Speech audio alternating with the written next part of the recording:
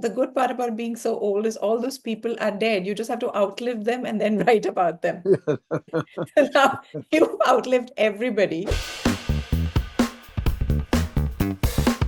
But your memory is incredible. Not only this book, but just when we joined, you remember that my daughter had come. She was on the stairs. She asked you for a three-legged cat. Have you always had a great memory? I feel like I'm losing mine already. One of the reasons that maybe I have a good memory is that as a small boy, I had this strange habit of making lists. So I would make lists of books I'd read, or films I'd seen, or songs I liked, or flowers or plants. Now, I don't make lists anymore, but somehow I think that helped in a way to train my memory. You are 90, you've never had, I think, a writer's block. You've always been prolific. Where does this creativity come from? And 90 years, what still fuels this, creativity? The other day, morning, I was writing and I felt I was trying to do something new and something different. And I felt I was just getting into my stride. So I hope and pray and touch wood that I have a little more time in which to write the things I want to write. So I guess I'm a gregarious writer. I'm not technologically literate, so I still write by hand with a ballpoint pen, which is an advance on the old scratchy nib pens that we had at school in my time. First thing in the morning, after Beena's given me a cup of tea, of course, I look for the sun on the balcony, hoping there's sun, and write a page or two. Yeah, just a couple of pages is enough. I don't believe in overworking. I never have.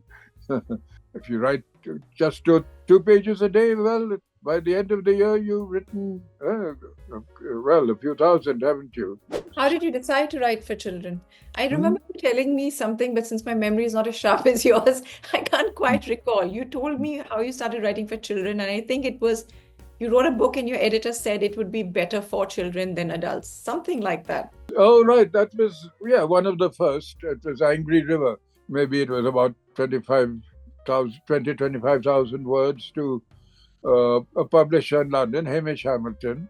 And they wrote back and said, it's too short for an adult novel, and it's maybe a bit long for a children's book. But if you shorten it and change it slightly, we'll publish it as a children's book. And it actually worked. At that time, when I was in my 20s, 30s, 40s, it was very hard to make a living from writing. And I would often do things that publishers asked me to do, and if I didn't want to. What about Debonair suiting you? What about that? Where you got into trouble because you wrote a story for Debonair? That was the year of the emergency. Somebody complained, and there was an obscenity charge brought against me. And I had to go to Bombay to appear in court. It was quite a funny journey in a way, because you went by passenger train in those days, which took, I think, 2 nights and 2 days. And I was told, Mr. Bond, when the train gets into Baroda, make sure the window's closed, because people snatch things. I said, I've got nothing to lose. I didn't keep my wallet under my pillow. So I kept the window open, but I put my glasses under the pillow. And the train stopped there for almost an hour. And then I felt this hand sliding in through the window under my pillow, and my spectacles were moving away.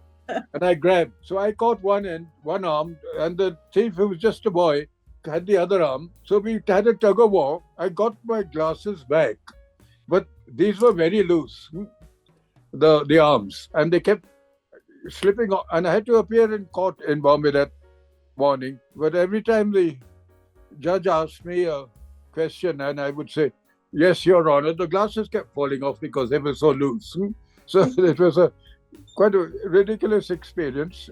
I guess it's important to remember when they happen, even the most tragic things, that when you look back, it's an anecdote and it's an interesting anecdote, but we don't really feel it in the moment. But at least as I'm getting older, I'm realizing that perhaps if I can take a little bit of that hindsight and use it in the present, I'm a happy person. Your books are very realistic and you have characters that you take from real life. And we spoke about if people around you recognize themselves in your books.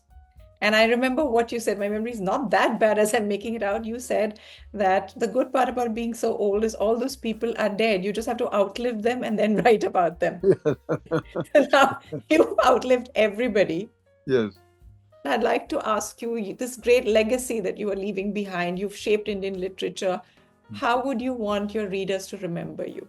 How would I want readers to remember? I would just like them to keep reading my stories and the better things that I've written. There are so many questions for you, and I don't want to just take up all your time because there are people who are really waiting to talk to you. So we're going to open it up to all readers, and they can start asking you their questions, Mr. Bond. So do you really love aloo tikki that much? Do I really? Love aloo tikki. You said in one interview that you can eat so many aloo tikki. So is it? Do you still eat? Tikkis, aloo tikkis. Yeah. Yeah, I love aloo tikkis. I still have them, but I wouldn't now attempt to eat more than 2 at a time. When I was 18 years old, in Dehradun, we used to go to the chart corner near the clock tower, and I could consume about a dozen tikkis then. I don't think I'd take a chance now. So 2 is okay. I'd enjoy 2 tikkis with some nice sauce on them. Sir, if you didn't become a writer, what would you have liked to be? Oh, if I hadn't become a writer, I was interested in theatre, in acting at school, and I liked films. I wanted at one stage to be a tap dancer, but I'm glad I didn't, because I don't have the figure for it now and never did. So no tap dancing, and I wanted to be a football player. I was a good football player, but we're not good enough to play on the international level.